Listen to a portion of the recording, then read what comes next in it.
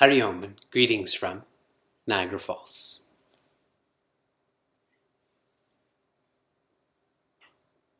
Akshaya Tritiya is known to be the day that Satya Yuga begins. All that you do on Akshaya Tritiya, that becomes Satya, that lives on forever. On Akshaya Tritiya, one is to be most careful about any wrong thinking that will live on forever. Most careful about engaging in selflessness that will last. Chinmaya Jayanti is known as Seva Day. And the highest form of seva that we can all engage in, that anyone can engage in, is to invoke Viveka, to know what is absolute and what is relative. Because if one doesn't know that, it doesn't matter how big you become in the relative, it's still relative. And only after you've invoked Viveka can you evoke Viveka. Seva Day is a period for us to focus on the absolute, to spread the absolute. Today is Shankara Jayanti. Acharya Shankara is also known as Bhashyakara. To give you some reference to this, Rishi Vyasa is known as Sutrakara, the one who wrote the sutras, the one who put together a map for us to follow, editing the Veda into the Vedas, giving us the Mahabharata, Srimad Bhagavatam. Now this is complex to study, to understand. Acharya Shankara wrote commentaries to make this more clear. Where there's clarity, there's conviction. Where there's conviction, there is confidence. So on Shankaracharya Jayanti, we are to ensure that our relationship with the scriptures is clear. We are nearing the completion of Upadesha Sara, and this is a most clear text. Still, we want to make sure that this is clearer, so we're going through our review. You all shared a dynamic review last week. I'm going to review your review, and we're going to begin our review of the third of Upadesha Sara. And we begin by chanting Om Namo Bhagavate Shri Ramanaya. In the first shloka of Upadesha Sara, Shri Ramana is trying to help us understand that there's more to living than meets the eye. And that more is known as life, with a capital L. Life is existence, life is awareness, life is pursuing joy, life is the divine, life is God. Living is all the other verbs: buying, selling, acting, being rewarded. There's more to living. That more is life. In Shloka 2, Sri Ramana is sharing all that is created will be uncreated.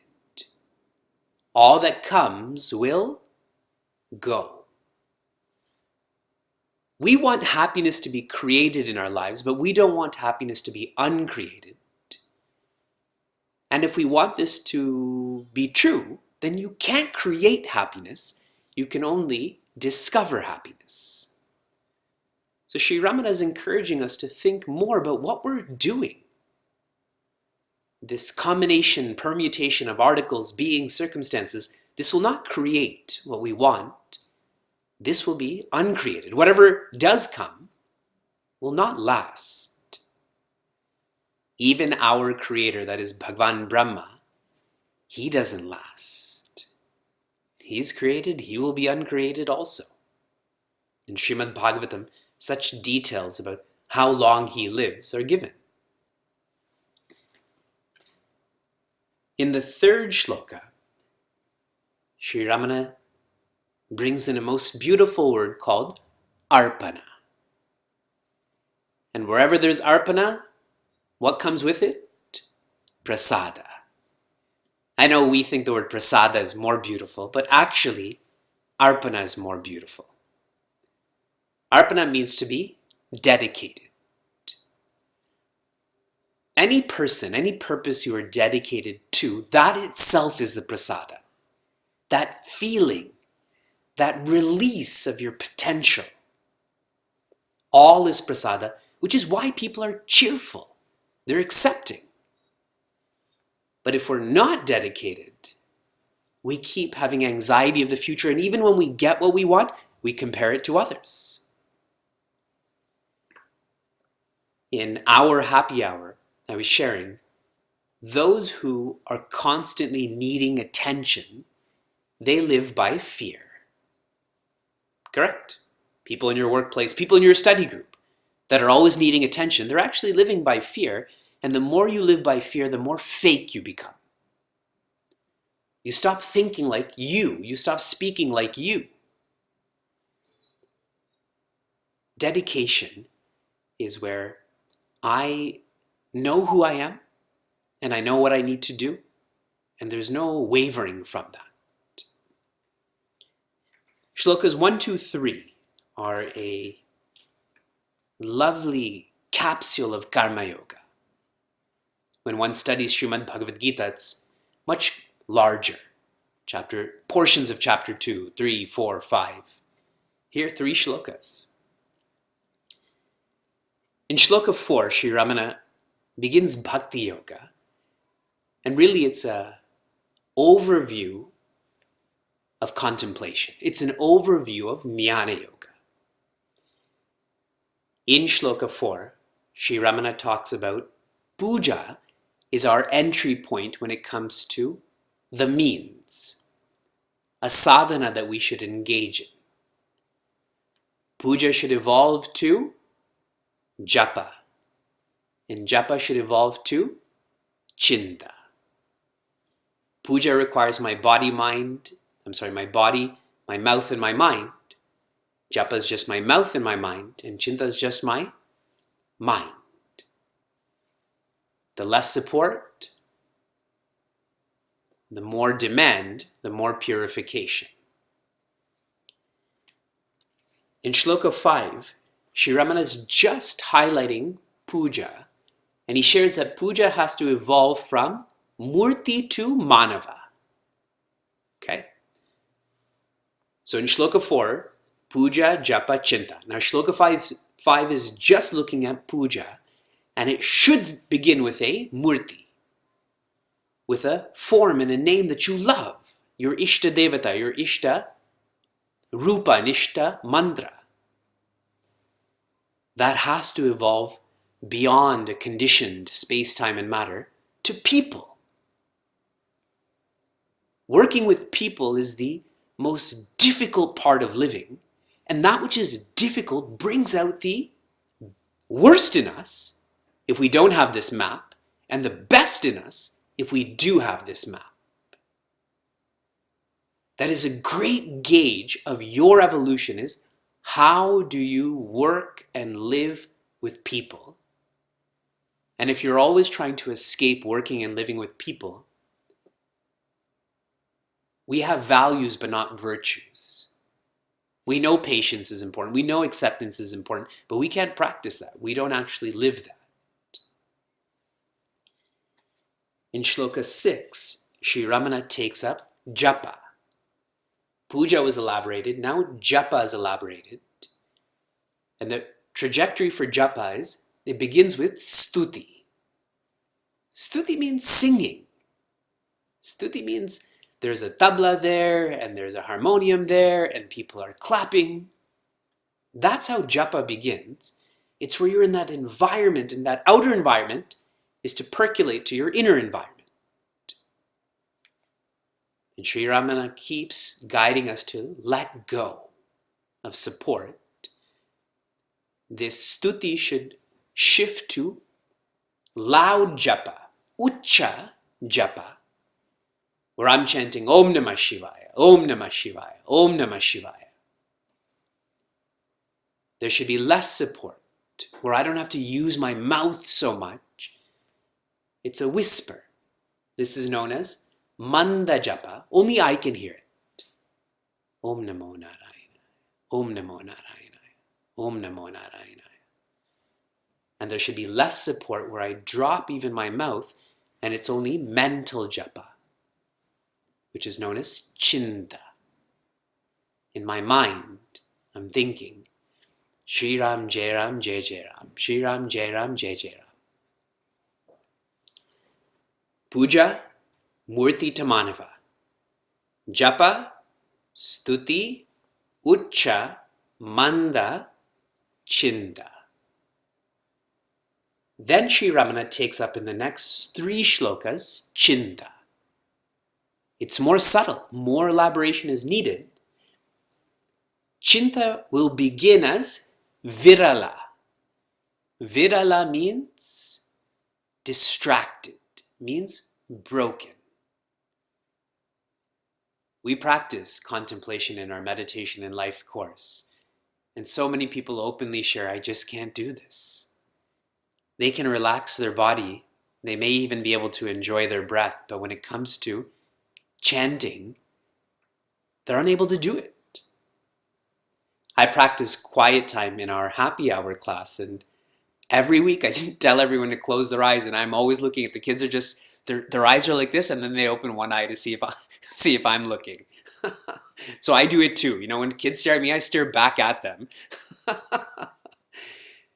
So it's virala, but then it has to become sarala. And a lot of us have this name, sarala, correct?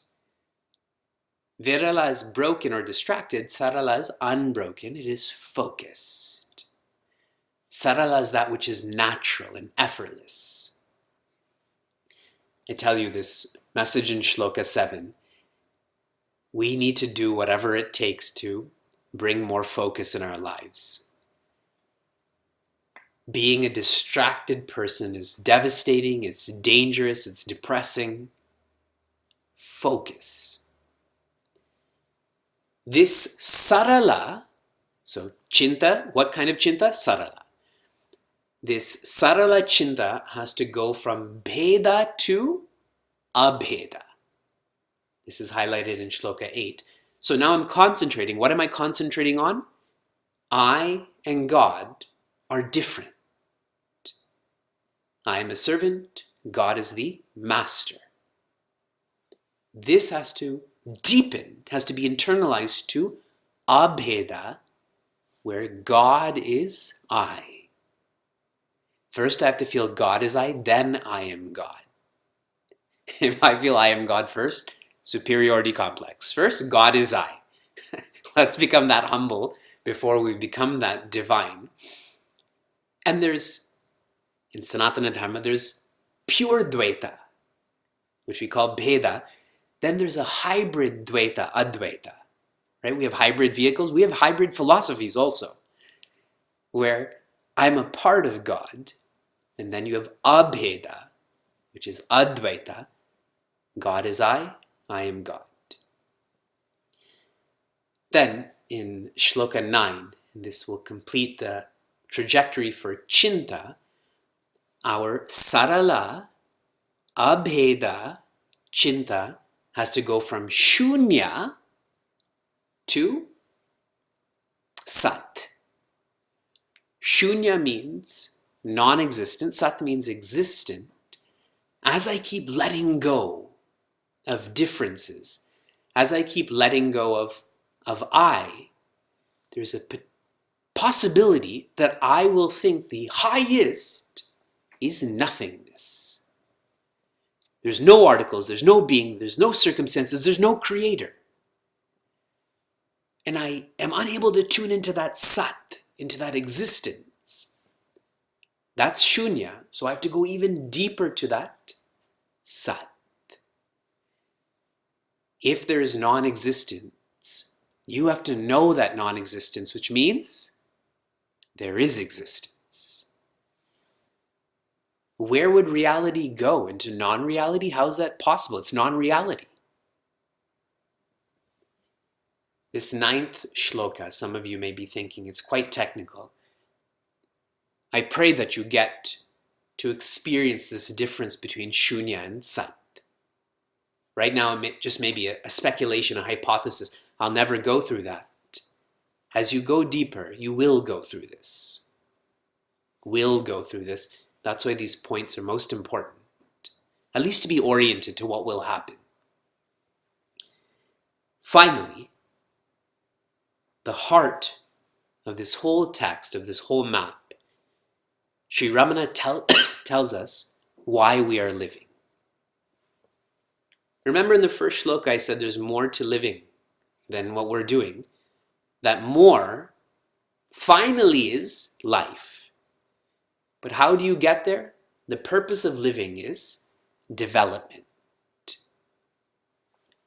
Why we should wake up every morning, why we should rest every night, is to turn values into virtues. Instead of talking about patience, I should be patient. And the purpose of development is identification. The purpose of development is identification. Right now, our identification is on articles, being, circumstances. It's on the body, it's on the breath, it's on the mind. But the more you engage in self-development, the more the self, the capital S self, becomes real. One's identification shifts to the infinite. Where I is no longer body, breath, mind, intellect, ego, that identification is now with infinity. And where does one feel that? In their heart. As if in their heart, it's as natural as your own name. It's as natural as your own sex. It's as natural as the feeling of I. This covers Karma Yoga, Bhakti Yoga, the first third of Upadesha Sara.